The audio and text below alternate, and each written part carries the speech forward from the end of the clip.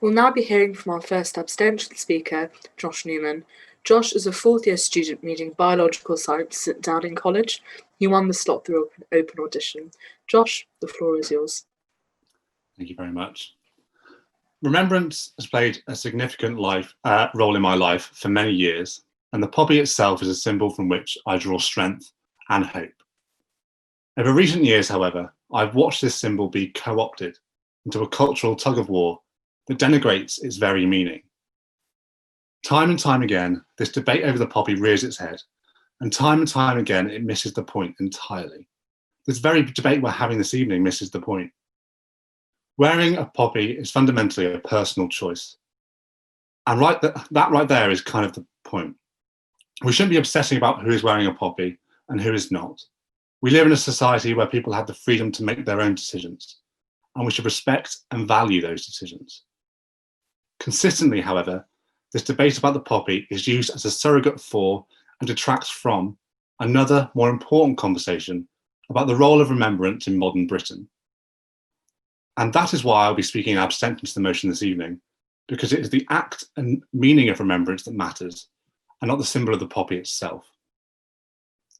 I think the best way to illustrate what I think remembrance and the poppy should mean today is to describe what it means to me personally. And to do so, I need to give you some insight into my life.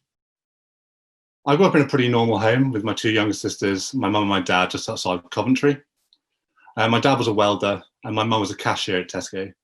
We weren't particularly well off, but we had a very happy life. A few months before I was born, my dad signed up for the Territorial Army, serving with the Royal Regiment of Fusiliers alongside his day job. As we grew up, he was stern, both at home and at work, which helped him progress and succeed in the army to the point where he eventually quit his job as a welder and pursued a career in the TA full-time, finding himself deployed with a number of different regiments on multiple tours of Iraq and Afghanistan. During his third tour of Afghanistan, around a month before he was due to return home, he was on a resupply mission in Helmand province. It was nearly midnight and pitch black, and there, on a September night far from home, he was killed. I was 12 at the time, my sisters were 10 and 8. We were just children. For my family, every day is Remembrance Day. But when I see others wearing a poppy or partaking in remembrance in whatever form they choose, that sense of loss feels less lonely. When I stood before the War Memorial in my village on Sunday, like I do every year, with his name etched in the stone alongside those killed in other conflicts, I didn't just think about my father or others like him killed in war.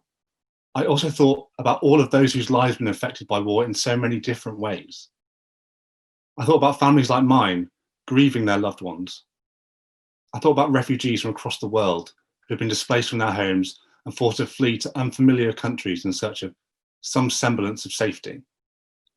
I thought about all those civilian lives that have been disrupted and turned upside down because of a war they have no say over.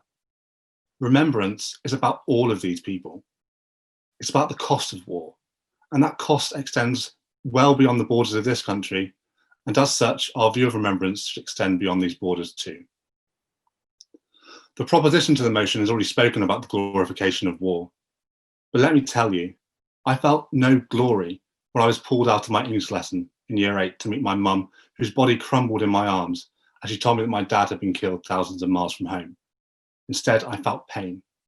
I felt no glory as his body was flown back into RAF Lynham a few weeks later, his coffin draped in the Union Jack and processed before us.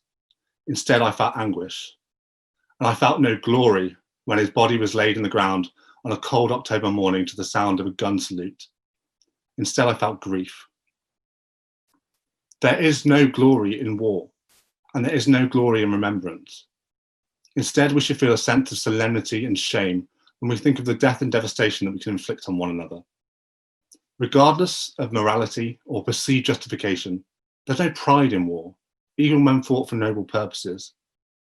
War, after all, is a symptom of the worst of humanity, and we should feel no pride in it, but instead, we should feel pride in overcoming it and moving towards peace. And that is an important tenet of remembrance, the pursuit of peace. To that end, remembrance and the poppy are important tools for political accountability. War is fundamentally a political decision, So having the people in power face those human consequences of those decisions is vital. This is particularly the case with overseas deployment, where civilian lives in particular are easy to abstract and dehumanize the politician purely on account of them being so different and distant from what we know here. Having politicians face the names and lives of the men and women they see commonality with and have ultimately sent off to be killed is important for long-term peace, as it is a reminder to our leaders of the human cost of their decisions. There aren't many political arenas where this is possible, where it's so clear that a decision made by elected officials has such a direct human cost. But war is one of them. And I want our politicians to feel the weight of those decisions every time they put a poppy on or walk past somebody wearing one. This is key for making sure that they are faced with the consequences of their own actions. And when our politicians understand the real human cost of those decisions, I believe they will make more human decisions when it comes to war. And I firmly think that as a result, those decisions will tend towards peace rather than conflict. A few years ago, I had the pleasure of speaking at the Oxford Union on a similar topic alongside World War II veteran Harry Leslie Smith, who the proposition I've already spoken about. Although he has sadly passed away since, he advocated for a boycott of the red poppy due to its politicisation. Now, I spent a long time advocating for an apolitical view of the poppy, but have come to the realisation that the poppy has become a political symbol beyond my control. I do not, however, believe that this is the right reason to boycott it. There comes a point where we must critically consider whether the political decisions we make actually benefit the cause we advocate for. In this case, I believe that boycotting the poppy by those who do not agree with war does not promote peace, but it's instead triggered an ideological vacuum in the field of remembrance. Like all vacuums, this has left a space to be filled. And over the last few years, we have seen that space be consumed by performative hyper-nationalism, egged on by political vultures, particularly from the alt-right, that abuse and exploit the sincere feelings of patriotism and remembrance that many strongly associate with. The correct response to this shift is not to reject those symbols ourselves and to idly sit by and allow them to be co-opted by factions we disagree with, but instead we should be fighting this rhetoric, embracing those symbols and pushing back against this ugly subversion of symbolism. The poppy has only become a political symbol because we have let it. We have been complacent. But now is as good a time as any to reclaim these symbols and carve out a new, modern form of remembrance. But we can only do this if we put aside political divisions and work together. And that, right there, is the very essence of remembrance and of the poppy. Remembrance is not about supporting war. It's about holding it accountable and commemorating its human cost. Wearing a poppy should be an extension of those values, and I urge you all, regardless of whether you wear a poppy or not, to lead this debate and advocate for modern remembrance based on these tenets instead.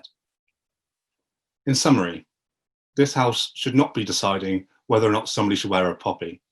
We each have the freedom of choice in that matter, and it is not for an institution to impose or enforce that either way.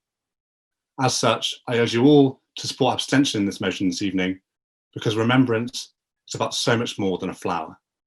Thank you very much for your time.